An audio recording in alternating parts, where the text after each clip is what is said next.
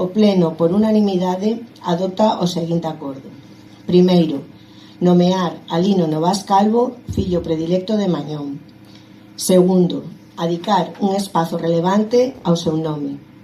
Terceiro, adicar un espazo específico na Biblioteca Municipal para acoller a súa obra escrita, recompilada mediante doazóns e adquisicións, poñendo así a disposición pública.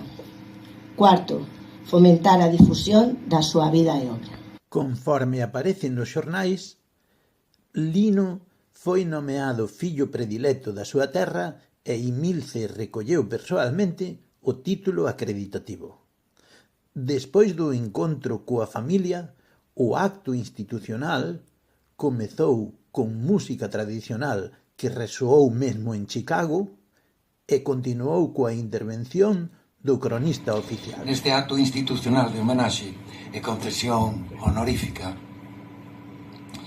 a título póstumo, porque xa hai bastantes anos que faleceu, ao escritor Lino Novas Calvo, honra que se demorou moito no tempo e hoxe levamos a cabo como un cumprido deber de xustiza. Seguidamente tomaron a palabra o veciño Bernardo Penabade, o profesor Emilio Grandío Seoane da Universidade de Santiago e a presidenta do Consello da Cultura Galega. Despois da lectura da acta, interviu o alcalde e entregou o diploma a Imilce Novas del Portal, que agradeceu o xesto.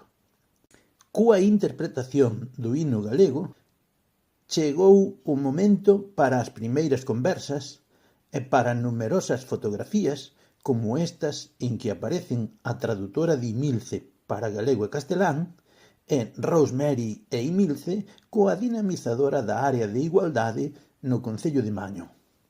Despois do xantar e da visita ao Porto de Bares, a xornada tivo como destino o campo das Grañas do Sor e o lugar de Pesegueiro que fora o punto de partida hai máis dun século.